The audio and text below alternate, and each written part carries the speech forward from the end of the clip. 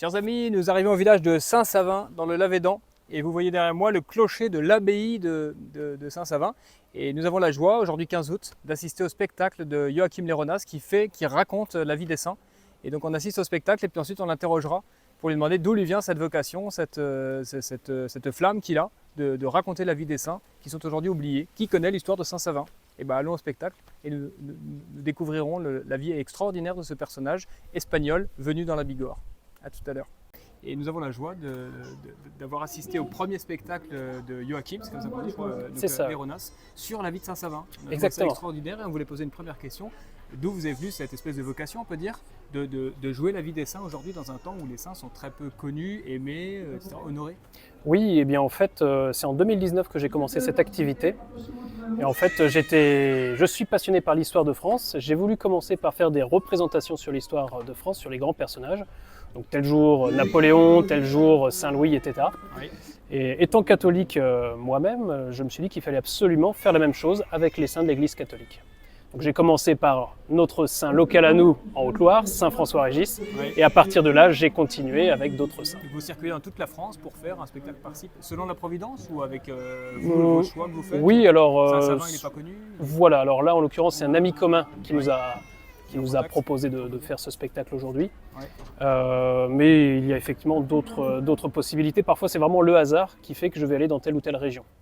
Après je me déplace de toute façon dans toute la France, parce que lorsqu'on m'appelle, je me dis qu'il y a sans doute un besoin. Donc, c'est bien. Est-ce que vous sentez un petit peu l'assistance vraiment des saints? Saint-Savin, je pense que ça fait longtemps qu'il n'a pas été honoré comme ça, oui. Comme cet après-midi. Alors de toute façon, avant chaque représentation, je prie le Seigneur de m'envoyer son Esprit Saint, Oui. et je prie aussi le Saint Particulier. dont je vais raconter la vie. D'accord. Écoute, voilà, aujourd'hui je vais raconter votre vie, donc aidez-moi, j'ai besoin de vous.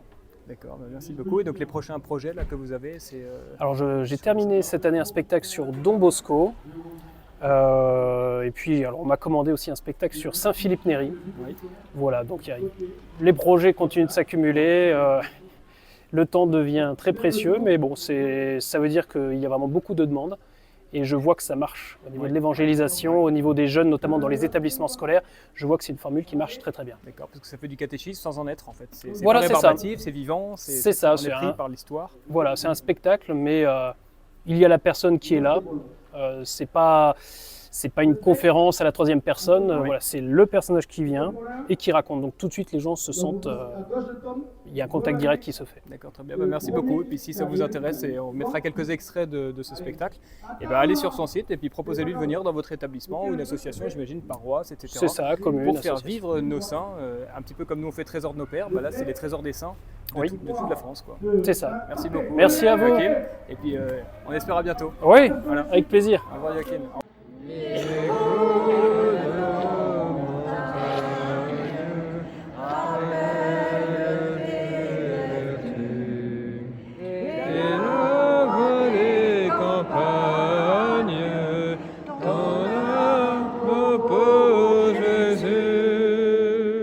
Patron de la vallée, ô Saint-Savin, peut bénir la contrée, lève la main, peut bénir la contrée, lève la main. Chers amis, nous voici au-dessus maintenant de l'abbaye Saint-Savin que vous voyez là-bas, au cœur de la vallée du Lavédan. Que c'est joli ces paysages merveilleux. Et en face, nous avons le pic du Midi.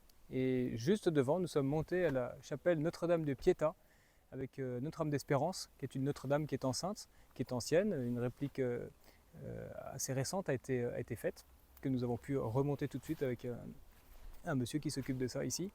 Et puis dans ce lieu de Pietà, une tradition ancienne qui n'est plus mentionnée dans cette chapelle, ni par les gens apparemment qui font visiter ici. Mais il y a une tradition, semble-t-il, qui rappelle que Charlemagne, quand il est passé à Lourdes, comme nous l'avions raconté une fois, et qu'il était dans les Pyrénées à chaque fois qu'il passait contre les Sarrasins, etc., eh bien, s'est arrêté ici à Pietà et a fondé l'origine de cette chapelle, et que nous avons eu le bonheur de visiter, avec des voûtes qui sont tout à fait extraordinaires, qui rappellent les temps carolingiens, avec des oiseaux qui sont représentés sur la voûte. Et on a pu monter sur la tribune et on s'est rendu compte qu'aucun oiseau n'est identique à son compagnon. Ils sont tous différents. Ça, c'est vraiment l'esprit du Moyen-Âge où il n'y a pas d'uniformité. Et puis dans le chœur, c'est dommage, ça a été mal restauré, mais il y avait une voûte étoilée qui maintenant est blanche, mais c'était vraiment le cœur du sanctuaire. Et en dessous, il y a Notre-Dame de Pietà.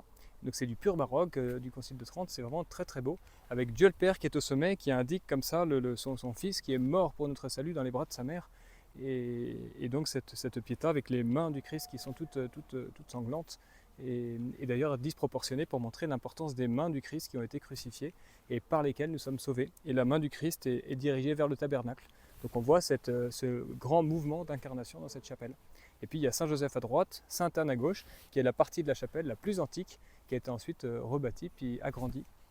Et donc là on est sur un piton rocheux, et si on monte un peu plus haut dans la montagne, on tombe sur Pouet-Aspet, dont nous a parlé tout à l'heure Joachim dans son spectacle sur Saint-Savin, où est la couche de Saint-Savin. La couche de Saint-Savin, cette espèce de cercueil de pierre dans lequel Saint-Savin a vécu pendant 13 ans.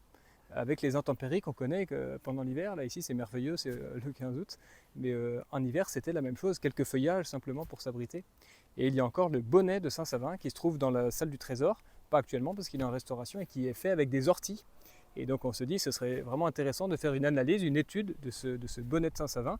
Et autrefois les magistrats, les seigneurs ou même peut-être les paysans venaient prêter serment sur le bonnet de Saint-Savin au temps féodaux, heureux temps où vraiment c'était les saints qui menaient la vie d'honnêteté, la bonne vie morale des habitants.